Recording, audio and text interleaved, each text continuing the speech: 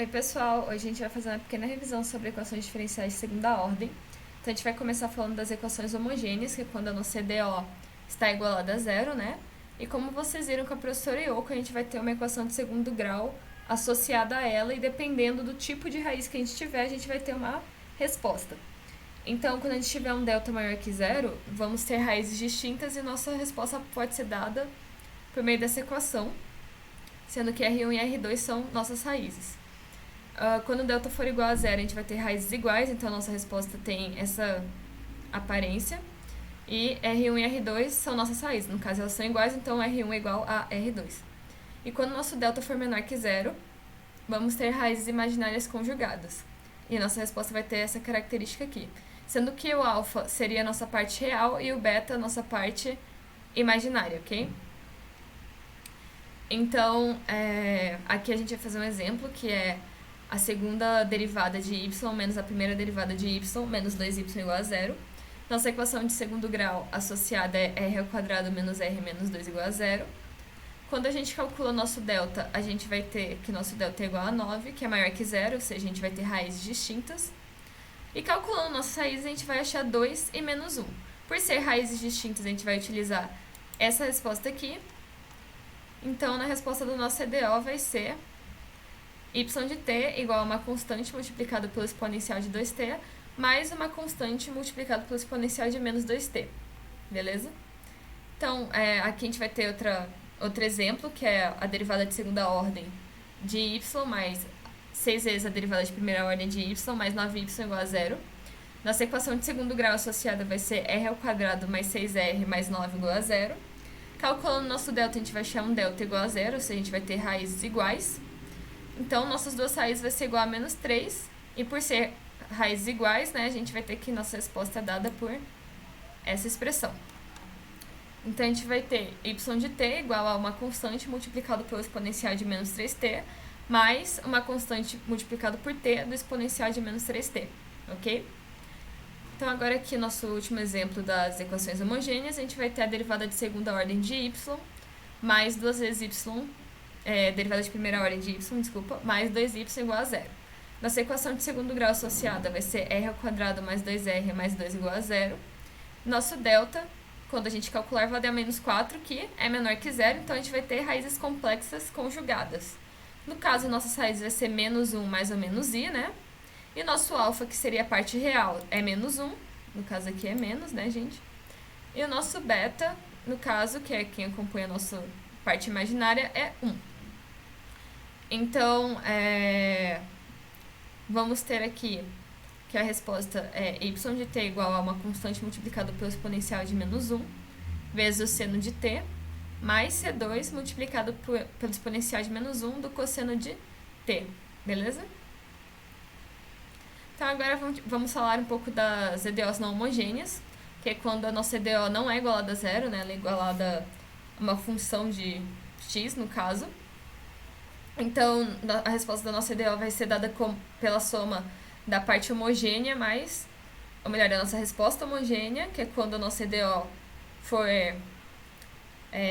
igualada a zero, né? E mais a resposta da nossa EDO particular, né? Que no caso é considerando que ela não está mais igualada a zero.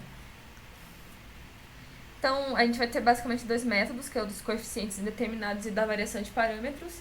E o método do coeficiente indeterminado basicamente consiste em dar um chute, né? E por meio das derivadas e substituições, achar a resposta. Então, esse tipo de método não pode ser utilizado em todas as EDOs, só aquelas que, no caso, tem como f de x uma exponencial, uma função trigonométrica ou uma função polinômio, né? Que no caso escrevi errado aqui, muito errado. Vou corrigir isso daqui depois. Então, isso acontece por quê? Porque essas funções, elas são as únicas que se conservam quando elas são derivadas. Então, quando a gente deriva um exponencial, a gente tem um exponencial. Quando a gente deriva uma função trigonométrica, a gente tem uma função trigonométrica. E quando a gente deriva um polinômio, a gente vai continuar tendo um polinômio. Por isso que a gente pode chutar, entre aspas, que a resposta da nossa EDO vai ser ou uma exponencial quando ela for igual a uma exponencial, ou uma trigonométrica quando ela for igual a uma trigonométrica, ou um polinômio quando ela for igual a um polinômio, e no caso, as combinações entre eles, né? Então, vamos ver aqui um exemplo, que é esse exemplo aqui, que eu acho que a professora Yoko passou para vocês, e vocês tiveram algumas dúvidas com relação ao PVI. Então, vamos lá. A gente vai ter a segunda derivada de y mais y igual a 2 do exponencial de menos t. Então, nossa solução homogênea, no caso, que é quando a gente considerar que essa DO está igualada a zero, a gente vai ter raízes complexas, né? No caso, R1 e R2, no caso, vai ser igual a mais ou menos I. Então, nosso alfa seria zero, porque a gente não tem uma parte real, e a nossa parte imaginária seria 1. Então, nossa solução homogênea poderia ser dada como a constante multiplicada pelo seno de t, mais uma constante multiplicada pelo cosseno de t. E agora, muita gente ficou com dúvida se aplicava o PVI na solução homogênea ou só no final, na solução final. E, gente, só aplica lá no final, na solução final, tá bom? Não aplica aqui na homogênea, senão vai dar problema. Tem raras exceções, sim, que dá pra aplicar na homogênea, mas por via das dúvidas, vocês sempre apliquem no final, tá bom? Pra não dar problema. Então, vamos para nossa solução particular. E nosso chute aqui, no caso, por nossa EDO ser igual a uma função exponencial, a gente vai dizer que nossa solução particular também é uma solução exponencial, né? Então, a gente pode dizer que nosso chute, é uma constante multiplicada pelo exponencial de menos t. No caso, menos t por causa que ela está igualada a e de menos t aqui. Ok? Então, a gente vai pegar nosso chute, derivar uma vez, derivar duas vezes e substituir aqui na nossa EDO. Então, a gente vai ter a vezes o exponencial de menos t mais a do exponencial de menos t igual a 2e de menos t. Simplificando, a gente vai achar que a é igual a 1 e substituindo aqui no nosso chute, no caso está bem aqui, vamos ter que a nossa solução particular vai ser e de menos t. E agora a gente soma a nossa solução particular com a nossa solução homogênea e a gente vai ter toda essa solução bem aqui. E agora sim eu posso aplicar o PVI. E no caso, aplicando o PVI, eu vou achar que minha constante 2 é igual a menos 1 e minha constante 1 é igual a 1. Substituindo as constantes, então, eu vou ter a solução final da minha DO, na solução única aqui nesse caso, né? Que é y de t igual ao seno de t menos o cosseno de t mais e do exponencial de menos t. Ok? Então, agora a gente vai ver um pouco de variação de parâmetros. Esse método consiste, geralmente, no caso, tem muitas contas, né? Ele costuma ser bem grande. Mas, no caso, ele funciona para qualquer tipo de EDO, sendo que o do método dos coeficientes indeterminados não funciona para todo tipo de EDO não homogêneo, no caso. Então, basicamente, consiste em montar esse sisteminha e resolvê-lo, né? Então, e nossa solução particular, no caso, vai ser a soma de V1 mais V2, que a gente vai obter por meio desse sistema. Então, aqui eu vou ter um exemplo.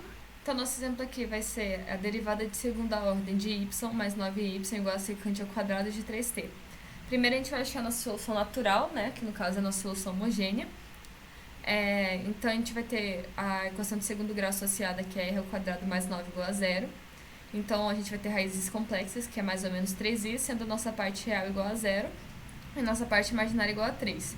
Então, nossa solução homogênea vai ter essa característica aqui. A gente vai ter a constante 1 multiplicada pelo cosseno de 3t, mais a constante 2 multiplicada pelo seno de 3t, sendo o cosseno de 3t y1 e o seno de 3t é o nosso y2.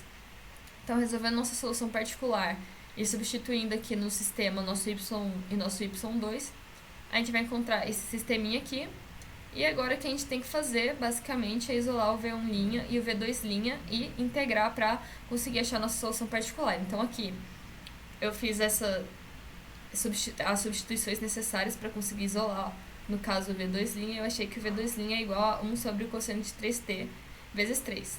E integrando isso para poder achar o V2, eu consegui obter que o V2 é igual a 1 sobre 9 da ln da secante de 3t mais a tangente de 3t, no caso aqui faltou fechar um parênteses, tá, pessoal? Mais uma constante. E resolvendo agora o V1,